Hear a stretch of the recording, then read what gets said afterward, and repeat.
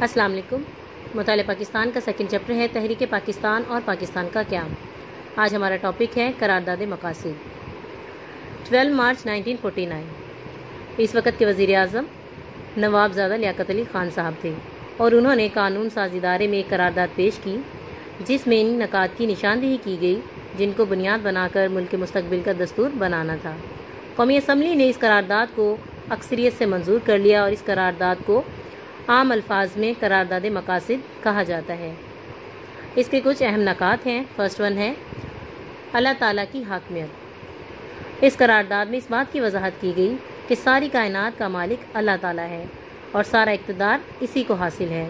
اقتدار مسلمانوں کے پاس اللہ تعالیٰ کی امانت ہے اور اس اقتدار کو اللہ تعالیٰ کی مقرر کردہ حدود کے اندر رہ کر عوام کے منتخب نمائندے استعمال کریں گے۔ اسلامی اقدار کی پابندی۔ اسلامی اقدار قرارداد مقاصد میں اس بات کی وضاحت کی گئی کہ پاکستان میں اسلامی اقدار جیسا کہ جمہوریت، آزادی، رواداری اور معاشرتی انصاف کو فروغ دیا جائے گا۔ اسلامی طرز زندگی یعنی اسلام کے مطابق زندگی گزارنا۔ قرارداد مقاصد میں مسلمانوں کو اپنی انفرادی اور اجتماعی زندگیاں اسلام کے بتائے ہوئے اصولوں کے مطابق گزارنے کے لیے بہتر اور مناسب ماحول فراہم کرنے کے حوالے سے کہا گیا۔ اقلیتوں کا تحفظ۔ پاکستان میں رہنے والے تمام غیر مسلم شہریوں کو اپنے مذاہب اور عقائد کے مطابق زندگی گزارنے کا مکمل تحفظ فراہم کیا جائے گا۔ اس حوالے سے قرارداد مقاصد میں کہا گیا۔ بنیادی حقوق کی فراہمی یعنی تمام شہریوں کو کسی نسلی، معاشرتی، معاشی و مذہبی فرق کے بغیر تمام شہری حقوق فراہم کیے جائیں گے۔ وفاقی نظام حکومت۔ قرارداد مقاصد میں کہا گیا کہ پاکستان کا نظام وفاقی جمہوری ہوگا جو کہ عوام کے منتخب نمائندوں کے ذریعے چلایا جائے گا۔ پسماندہ علاقوں کی ترقی یعنی ایسے علاقے جو پیچھے رہ جانے والے ہوں یعنی جن میں ترقی نہ ہوئی ہو۔ ان کے حوالے سے قرارداد مقاصد میں کہا گیا کہ پسماندہ علاقوں کی ترقی کے لیے ضروری اقدامات کیے جائیں گے اور انہیں ترقی یافتہ علاقوں کے برابر لایا جائے گا۔ عدلیہ کی آزادی۔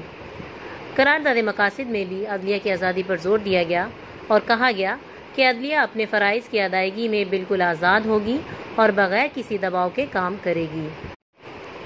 اردو قومی زبان۔ قرارداد مقاصد میں اس بات کی نشاندہی کی گئی کہ پاکستان کی قومی زبان اردو ہوگی۔ قرارداد مقاصد کی اہمیت یعنی قرارداد مقاصد کی منظوری کے بعد پورے ملک میں خوشی و اطمینان کی لہر دوڑ گئی۔ لوگوں کو اس بات کا احساس ہو گیا کہ اب دستور بنانے کا کام لوگوں کی خواہشات اور مرضی کے مطابق پورا ہو سکے گا۔ قرارداد کی منظوری۔ قرارداد مقاصد کی اہمیت کا اندازہ اس بات سے لگایا جا سکتا ہے کہ اس قرارداد کی منظوری کے بعد ملک میں دستور یعنی قانون بنانے کے کام کا آغاز کر دیا گیا اور اس مقصد کے لیے ایک کمیٹی بنائی گئی جسے بنیادی اصولوں کی کمیٹی کا نام دیا گیا۔ بنیادی اصول۔ قرارداد مقاصد نے قانون بنانے کے لیے بنیادی اصولوں کی نشاندہی کر دی۔ آئین کا حصہ یعنی قرارداد مقاصد پاکستان میں بننے والے تمام دساتیر میں بطور ابتدائیہ شامل کی گئی اور 1985 میں 1973 کے آئین میں ترمیم کر کے اسے باقاعدہ آئین کا حصہ بنا دیا گیا۔ قرارداد مقاصد ویری امپورٹنٹ لانگ کوسچن ہے، آپ کے ایکسرسائز میں لانگ کوسچن کے طور پر موجود بھی ہے۔ ہائی لائٹ کر لیں۔ 12 مارچ 1949 میں قرارداد کو پیش کیا گیا اور اسے منظور کر لیا گیا۔ MCQs کے طور پر مینشن کریں۔ عرف عام کہتے ہیں عام بول چال میں۔ تعصب کہتے ہیں فرق کو ادا کرنا، بار بار کہا جانا۔ کوسچن مینشن کریں۔ قرارداد مقاصد کی اہمیت بیان کریں۔ ویری امپورٹنٹ شارٹ کوسچن ہے، بہت اچھے طریقے سے آپ نے اس کو یاد کرنا ہے۔ قرارداد مقاصد ہائی لائٹ کر لیں۔ تمام دساتیر یعنی جو قانون ملک میں لاگو ہوئے ہیں، آئین بنائے گئے ہیں جیسے 1956، 1962 اور 1973 کا آئین، ابتدائیہ کے طور پر قرارداد مقاصد کو اس میں شامل کیا گیا۔